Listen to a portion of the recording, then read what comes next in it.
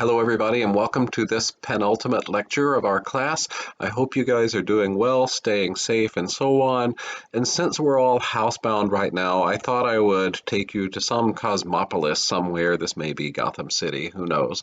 But anyway, as you can see, I'm on a giant screen, which is incredibly awkward because I am an incorrigible introvert. Anyway, I'm going to try to keep this video short, so let's get to business. So our first point to note is that this is a lecture that is about two stylistic movements that are generally known as Impressionism and Expressionism. These are both to be understood as part of this brave new world that emerged after we got into the modern Romantic generation. And again, remember that where we were in the previous parts of the 19th century was something where a composer always felt as if he or she was speaking on behalf of a people, a collective of some sort. The composer's job was to speak in music for people who did not speak in music, right? When we turn the corner into the modern Romantic generation or post-Romantic generation, the composer's job becomes more about speaking in a more individualized tone. And that mind frame itself, that paradigm shift, if you will, is something that frees composers up to try to be even more individualized, more distinctive, more utterly unique in their own musical styles than people have tried to be previously. So this is what drives the musical movements of Impressionism and Expressionism. There's one other thing in play here as we look at this, and I can't emphasize the importance of this enough. People have begun to feel in the late 19th century that the traditional models of musical expression, which emphasize consonants, saying that dissonances must resolve to consonances, do resolve to consonances, and so on, and that music needs to be tonal, are limiting to their own expressive modes. Think about what that means. If you are a composer who has been taught that music needs to be consonant, should be consonant, that when it's dissonant it sounds bad, and that when it's consonant it sounds good, then that is perfectly fine as long as that is what you feel. However, what if you aren't feeling consonant? What if you're feeling dissonant? In that case, then the idea of music as an expressive art is not even true, because what you are expressing in your music when you have to follow these rules of tonality, consonance, and dissonance that are the way that music has operated since the 15th century, then you're following by others' rules, not your own. So we talk about this in terms of new attitudes towards dissonance, consonance, and tonality. In today's class, you see a breakaway from traditional concepts of dissonance and consonance and tonality in these two movements of Impressionism and Expressionism. So let's talk first about Impressionism. Impressionism is a movement in music that is whose name derives actually from a movement in the visual arts. And what Impressionism and the visual arts emphasized was any individual's impression at a given moment in time. The idea underlying this is not that the composer needs to express grand, timeless truths, but rather that any individual given moment, let's say a sunrise or a sunset, could be something that is the inspiration for beautiful or great art. Additionally, Impressionism as a movement turns on their head the traditional understandings of how form and line and color relate to each other. If you think about any representational art from the mid-19th century, let's say that picture of Beethoven and Liszt at the piano that we looked at when we were talking about Beethoven a few weeks ago, what you see there is something in which you have this dominating bust of Beethoven, and the next most prominent figure is Liszt, who is channeling Beethoven as he plays at the piano. The Countess Marita Dagoult is swooned. George Sand is sitting there staring off into space, thinking about what she is hearing. As far as we know, I mean, she might actually be thinking about whether she prefers vanilla or strawberry or something, but it looks like she's being channeled into this mode of contemplation by Beethoven's music. We have Rossini and Paganini standing back there with their arms around each other, and as they are being inspired by their great contemporary Beethoven, you have Lord Byron on the wall. All of those things have a very clear sense of priority, of form, and of this being a part of history. With the Impressionist movement, we throw all that out the window. If you look at the Impressionist art that is in the PowerPoint, the Google Slides for today, you'll see that even though there is a lot of color to this particular piece, what it's valorizing is a sunrise, and it is also something that has a very, very murky sense of form. This is very much a painting that is about blurred lines, about colors, and so on. In music, what that means is that your forms don't have to be as clear-cut, as directional as they always have been. It also means that color, which means timbre in music, becomes more important than it has ever been. And yes, we saw a move in this direction in the music of Gustav Mahler in our last lecture. So, color becomes more important, timbre becomes more important, and form becomes less important in Impressionist music. Additionally, the Impressionist composers, of whom our representative is Claude Debussy, find new ways of thinking about consonance and dissonance.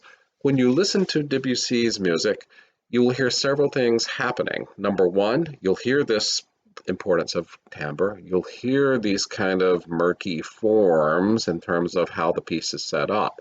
But you will also hear a lot of dissonances that are themselves beautiful.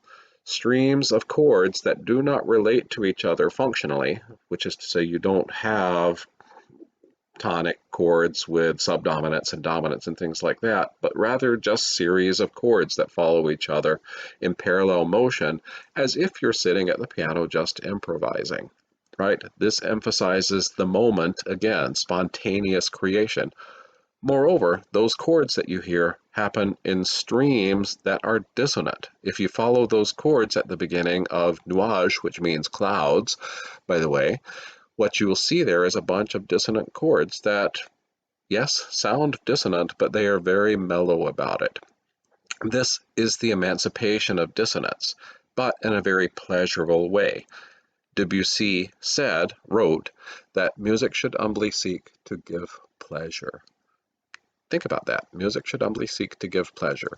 That's a different attitude than Mahler would have said, than Brahms would have said, than anyone we've looked at previously. Music should humbly seek to give pleasure. And Debussy does it by creating these beautiful sets of kind of floating images of dissonant, mellow chords that are just beautiful to listen to. This characterizes musical impressionism.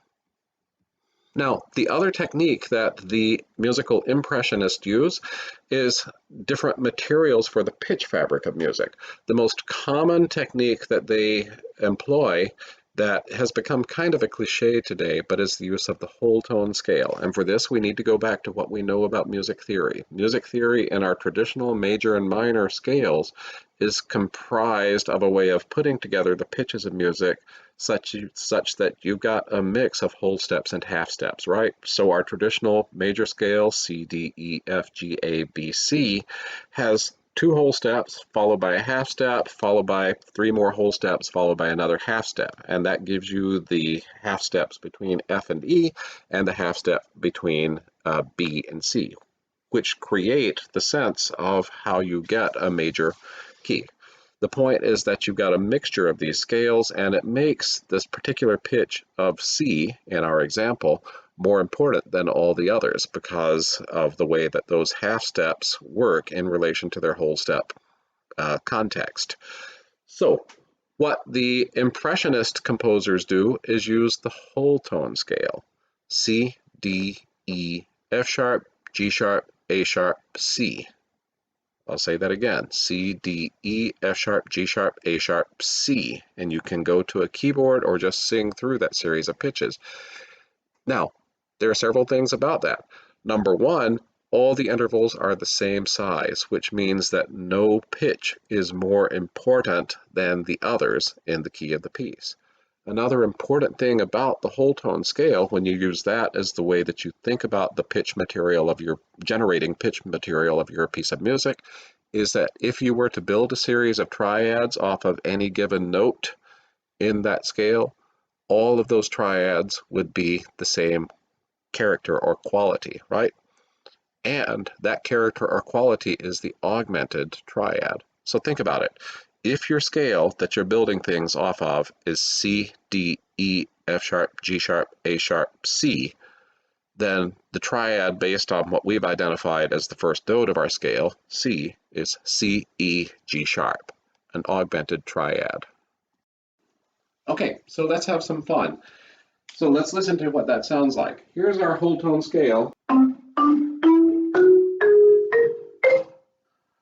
Okay. That's a whole tone scale. If you're going to play a triad on that,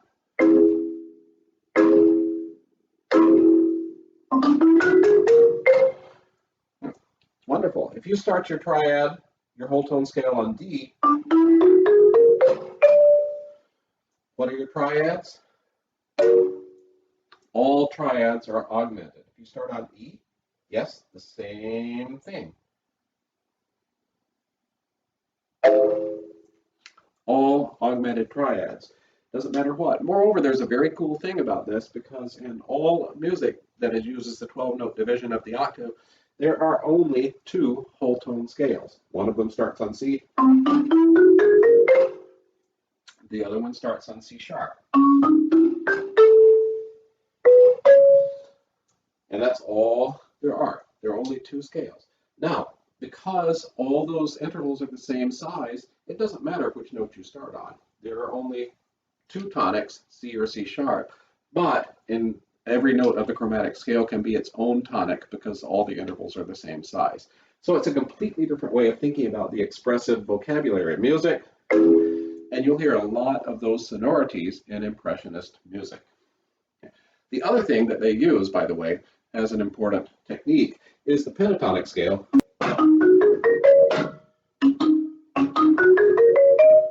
I'm a terrible marimbist. My chops are gone. I used to be good.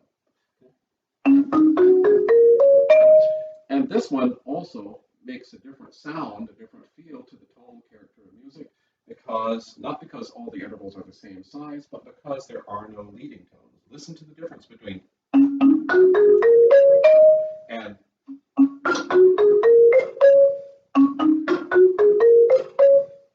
completely different, right? So doesn't matter whether you're doing it on the black keys, which of course on my marimba are rosewood keys, or on any other key, the fact, right? That makes for the pentatonic scale. Now, the other way of doing it is to alternate half steps and whole steps, and when you do that, you end up with another kind of scale with a different set of triads, which fit an extra note into the octave. Here is one simple form of octatonic scale. Octatonic means 8 note.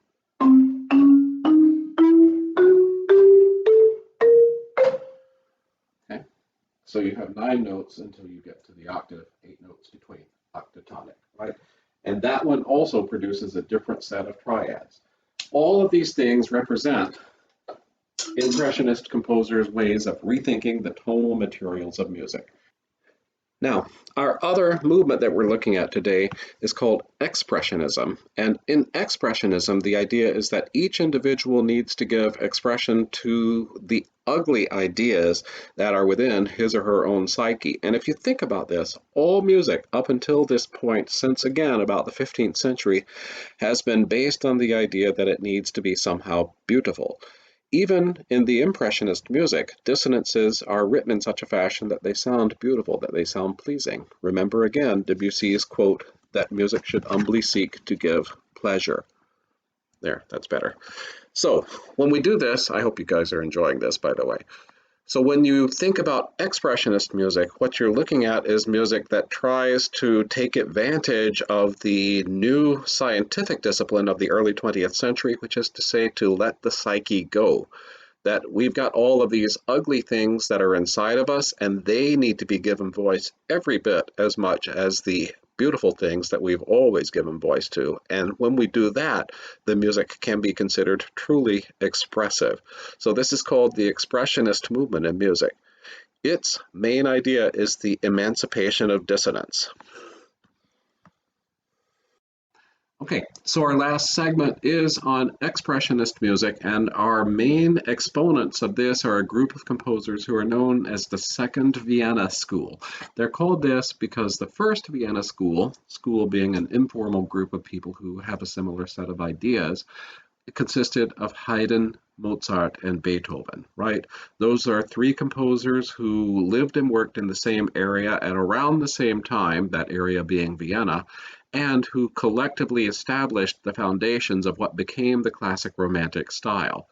The Second Vienna School is called that because they are the people who redefined what musical expression would look like in the 20th century, or for much of the 20th century.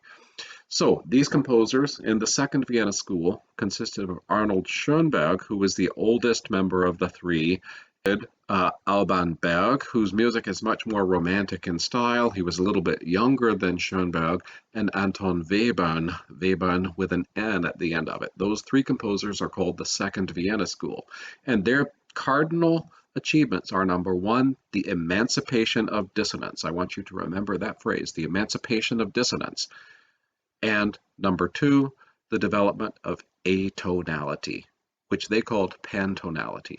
Atonality means ways of writing music that are not tonal, simply are not tonal. There is no particular key or pitch that is more important than the others. So let's go back to how the Impressionists thought about dissonances, right? This sonority is the kind of thing that you encounter all the time in the music of Debussy. You also encounter chords that are major or minor but have ninths and even elevenths in them. And those things will be voiced in a fashion that is somehow pleasing to the ear. Very often the dissonant notes are farther apart than the consonant notes, and so you would end up with something like,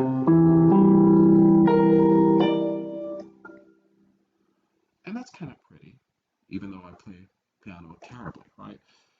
The expressionist composers say no. The idea of human expression is to express who we are. The job of art is to tell the truth, to express these things. And what is true, especially in the modern world of the 20th century, which, as you'll recall, produces this incredible conflict that we call World War I. The goal of the arts is to tell the truth, and that often involves being ugly.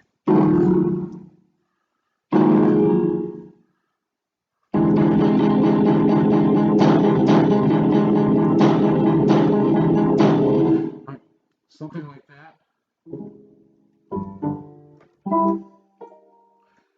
is music, which sounds pretty bad in the way that I played it, but it gives dissonance equal footing as an expressive tool with consonance, and that is a revolutionary breakthrough. Expressionist music is very hard to listen to by itself, but when you're thinking what many people think, oh, that's not really music, anybody could write that, I want you to keep in mind number one, that no, not anybody could write that. It's actually very hard to write. And number two, even though you don't like to listen to this music by itself, when you listen to Schoenberg's Pierre Volbudin today, for example, excerpt, you probably will think, ew, I don't want to listen to that again. However, people are much more accepting of Expressionism when it's used as the soundtrack to visual images that fit with it. So the Expressionist music is the main tool of a huge amount of, especially horror and suspense movie. They use the musical vocabulary of those soundtracks is drawn on the potentials that were made possible by Arnold Schoenberg and the other composers of the Second Vienna School.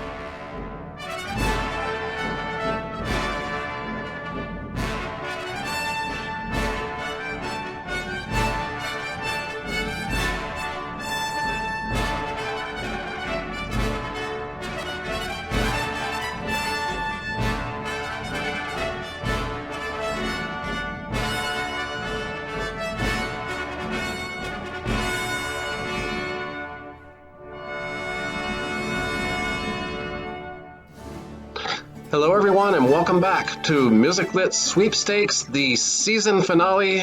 Warning, this series will not be renewed. So, First of all, you know the rules. Today's winners will send me an email saying that they know that they won, and then I will send an email asking a simple question, and then within 24 hours of receiving that email, they will send me the answer. Having done that, they will receive 3 points added on to the final score of their final exam for this class. So, in this final episode of the series, you probably are just desperate to know who won. Well, let's see what the whiteboard tells us. The trusty whiteboard. Today's first winner is Chase. Chase, buy yourself a cello and send me an email that tells me you won, and we'll take it from there. If you do everything right, you'll get 3 points on your final exam. And today's final winner, the season's final winner, is Samson. Samson, send me an email and let me know that you won, and we'll take it from there, and you'll get your 3 points added onto your final exam score. All right, everybody, thanks for your patience. Thanks for putting up with my completely spastic demeanor and putting together these videos, and I hope you have enjoyed this first and last season of Music Lit Sweepstakes. Let's get back to today's class, and I'll see you on the other side. Thanks very much. Bye.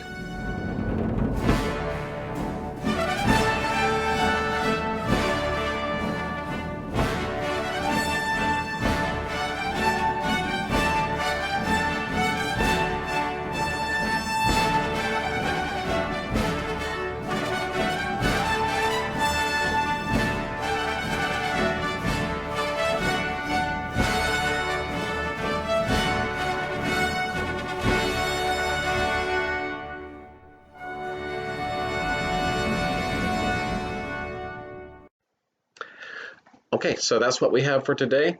I will see you guys next time for our ultimate lecture of this semester. I hope you guys are doing well, staying safe, and not suffering from allergies such as the things that would naturally result from this stuff that is floating around my head in this springtime picture.